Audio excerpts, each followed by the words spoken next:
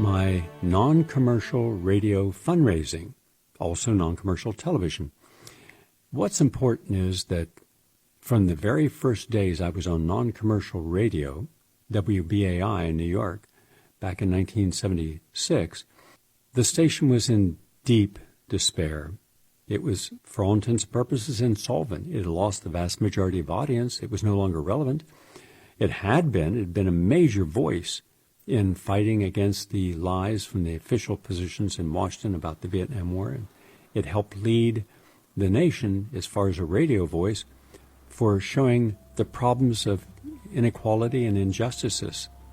So there was a deep and abiding background to this station. But it no longer had the audience. It was no longer relevant. I went to work, and I brought my audience, which was formidable, over from WMCA radio. I was asked to stay on WMCA, but I'd kind of had enough of that. I just wanted something commercial-free. And I chose the station that needed the most help, which was BAI. It was dead last in all the ratings. From that time till now, I've raised over $50 million. But there was a time when I didn't even know how much I'd raised. I don't know the numbers, but I can tell you that Gary raised millions and millions of dollars from WBAI. And without Gary, there would not be a WBAI. You know, so there were lots of internal conflicts, lots of internecine conflicts at WBAI. Unfortunately, and other stations I was on PFW in Washington for 36 years, and KPFK in Los Angeles for 33 years. These are 3 of the 5 Pacifica stations. There's also one in Berkeley and one in Texas. And I even helped the one in Texas raise funds. And I generally offered books and or documentaries, lectures, film screenings, different events,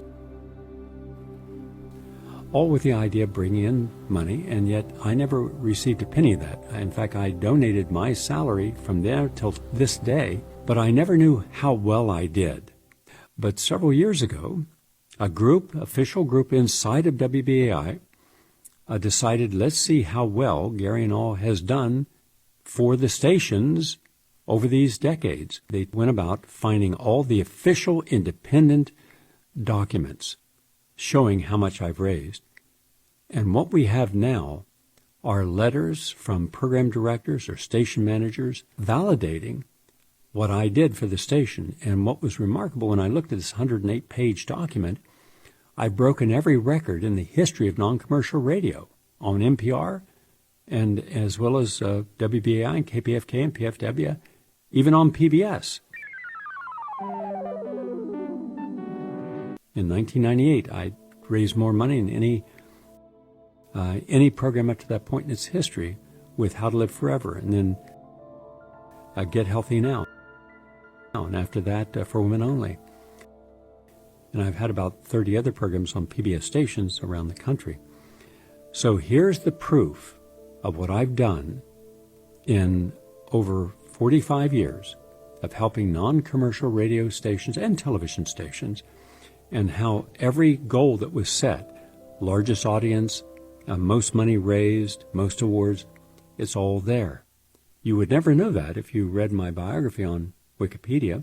Most people would be very happy to know that they have made a contribution, a substantial contribution, a life-saving contribution, because there are times you're going to see that I raised over 50% of the total funds of just 1 hour a day for the whole station. Now to the evidence. Thank you for watching.